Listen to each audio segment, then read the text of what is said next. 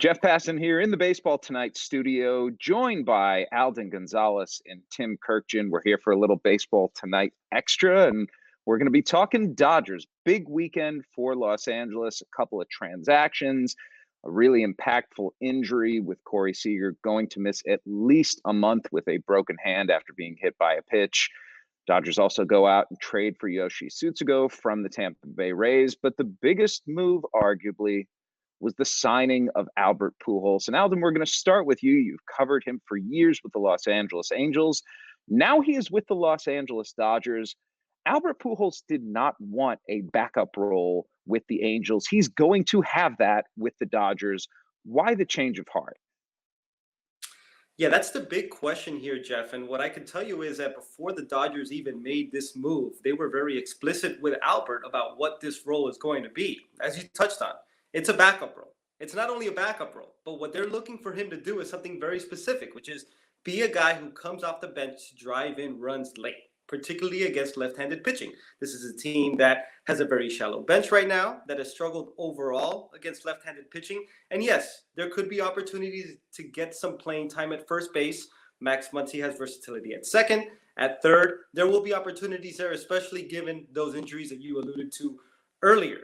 But they were very explicit going into this that if you're going to sign here, you're going to come off the bench. And that is not something that you wanted to do with the Angels. If you remember, when the Angels designated him for assignment, they framed that decision, a very cold decision with a future Hall of Famer, around the idea that a bench role doesn't work for Albert Pujols because, in the words of John Carpino, their president, he wants to play every day at first base. And I think there's a realization here from Albert in his short stint in free agency that if he's going to join a team, it's going to have to be under these circumstances. He does yearn to play every day, but he also yearns to win, and he's going to get an opportunity to do that with the Dodgers.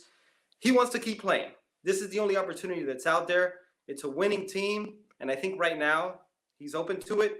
He's on board, according to the Dodgers, and he's going to see where this takes him.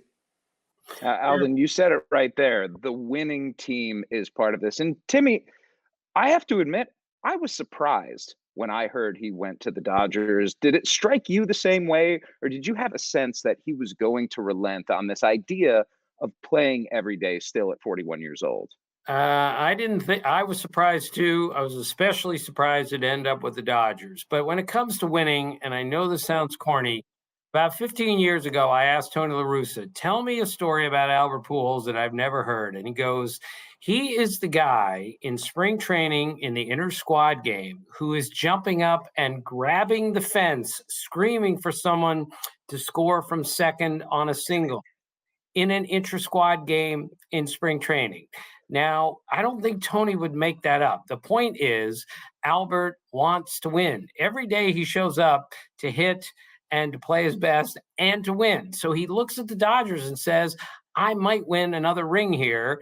And maybe that's why he went there, is he looks and sees, I can help this team win. And I don't care that he's got 3 walks in 92 plate appearances and no doubles. He's going to hit a couple of big home runs for this team and help them win some games. And when the cavalry returns by October the 1st, maybe he can actually be a very, very useful bench guy, because you win in the postseason these days with bullpen and bench. And if Albert's your best bat coming off the bench in the postseason, maybe that's going to be good enough for him.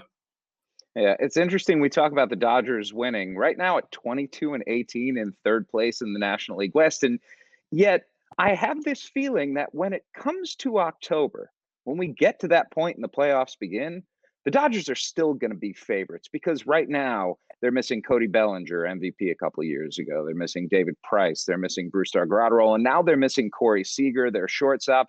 Alden, the Dodgers' hallmark over the last few years has been their depth.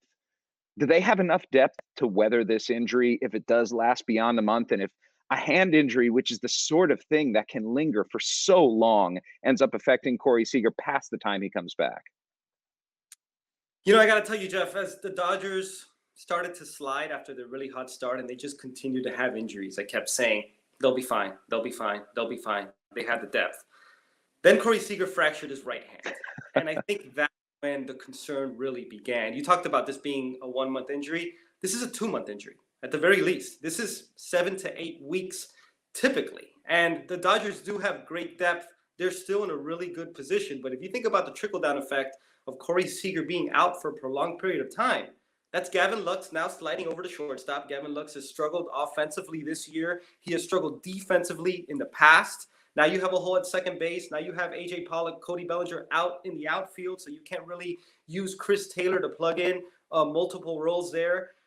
They should be fine. They should weather this because they are the Dodgers and they have that great starting pitching. But I think the one thing that it makes clear here is they're not just going to run away with this division. I mean, look at what the Padres are doing. We knew that they were going to be good. We didn't know the Giants were going to be this good.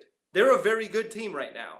They are. And the Dodgers are going to have a run for their money in the National League West. They could go out and get whoever they need at the trade deadline. And everybody else who's out should be back relatively soon.